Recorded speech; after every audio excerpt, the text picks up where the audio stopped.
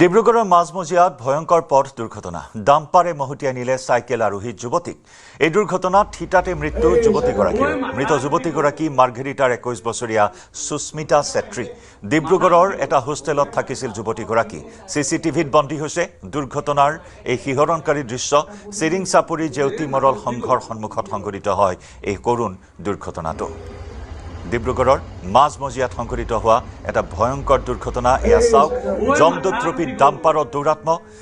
লোকচক্ষুৰ সন্মুখতে তীব্ৰবেগী ডাম্পাৰখনে এনেদৰে মহতিয়াই প্ৰাণ কাঢ়িলে এগৰাকী যুৱতীৰ থিতাতে প্ৰাণ হেৰুৱালে যুৱতীগৰাকীয়ে মৃত যুৱতীগৰাকী মাৰ্ঘেৰিটাৰ 21 বছৰীয়া সুস্মিতা ছেত্ৰী ডিব্ৰুগড়ৰ এটা হোষ্টেলত থাকিছিল যুৱতীগৰাকী সিসিটিভিত বন্দী হৈছে দুৰ্ঘটনাৰ এই শিহৰণকাৰী দৃশ্য এয়া জমদুদ্ৰপী এখন ডাম্পাৰৰ দৌৰাত্মৰ সন্ত্ৰাস অব্যাহত আছে ৰাজ্যৰ ৰাজপথত আৰু ডিব্ৰুগড়ৰ মাজমজিয়াত আজি পুৱাৰ ভাগতে সংঘটিত হ'ল এনে এক শিহৰণকাৰী তথা অতি দুৰ্ভাগ্যজনক ঘটনা কৰুণ মৃত্যুক সাৱটি ল'লে এগৰাকী ছাত্ৰীয়ে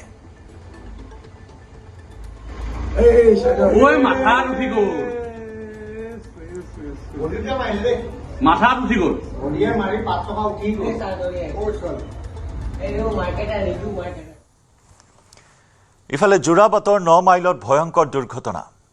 বাহনৰ ওপৰতে বাগৰি পৰিল প্ৰকাণ্ড গছ গুৱাহাটীৰ পৰা উজনি অভিমুখী আছিল বাহনখন এই ঘটনাত কথম্পি প্ৰাণ ৰক্ষা বাহনৰ আৰোহীৰ ঘটনাস্থলীত উপস্থিত যোৰাবাট আৰক্ষীৰ দল গছ বাগৰৰ বাবে ৰাষ্ট্ৰীয় ঘাইপথেৰে বন্ধ হৈ পৰে যাতায়াত ইয়া যোৰাবাটৰ 9 মাইল এখন চাৰিচকীয়া বাহনৰ ওপৰত বাগৰি পৰিল এডাল প্ৰকাণ্ড গছ গুৱাহাটীৰ পৰা উজনি অভিমুখী আছিল বাহনখন অৱশ্যে সৌভাগ্যবশতঃ এই ঘটনাত কথম্পি প্ৰাণ ৰক্ষা পৰে বাহনখনৰ আৰোহীৰ ঘটনাস্থলীত যোৰাবাট আৰক্ষীৰ দল উপস্থিত হৈ বাহনখন উদ্ধাৰৰ ব্যৱস্থা কৰে গছ বাগৰৰ বাবে ৰাষ্ট্ৰীয় ঘাইপথেৰে বন্ধ হৈ পৰে যাতায়াত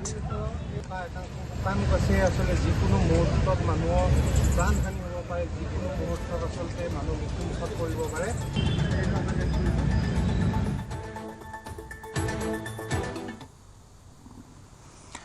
পুনৰ পত্ৰবোমাই জোকাৰিছে কংগ্ৰেছক সদনত সবল ভূমিকা পালন কৰিব পৰা নাই কংগ্ৰেছে বিৰোধী দলপতিলৈ এই বিস্ফোৰক পত্ৰ প্ৰেৰণ কৰিছে প্ৰাক্তন বিধায়ক দেৱব্ৰত শইকীয়াই কংগ্ৰেছত পুনৰ পত্ৰবোমা বিৰোধী দলপতিলৈ বিস্ফোৰক অভিযোগ পত্ৰ দেৱব্ৰত শইকীয়া সদনত সবল ভূমিকা পালন কৰিব পৰা নাই কংগ্ৰেছত এতিয়া চলিছে পত্ৰ ৰাজনীতি গৌৰৱ গগৈ জুবেইৰ আনমৰ পাছত এইবাৰ এখন বিস্ফোৰক পত্ৰ প্ৰেৰণ কৰিছে প্ৰাক্তন বিধায়ক তথা জ্যেষ্ঠ নেতা দেৱব্ৰত শইকীয়াই পত্ৰখন প্ৰেৰণ কৰিছে বিৰোধী দলপতি ৱাজেদ আলী চৌধুৰীলৈ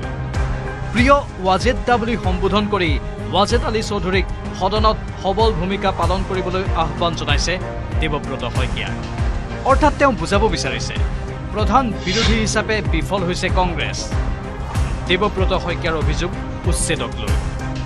কংগ্ৰেছৰ জ্যেষ্ঠ নেতাগৰাকীৰ মতে চৰকাৰে খিলঞ্জীয়া মানুহকে বাৰে বাৰে উচ্ছেদ কৰিছে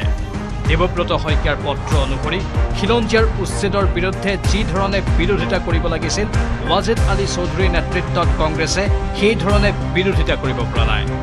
পত্ৰখনৰ শেষত দেৱব্ৰত শইকীয়াই সতীৰ্থসকলক সদনত শক্তিশালী আৰু সবল ভূমিকা পালন কৰিবলৈ আহ্বানো জনাইছে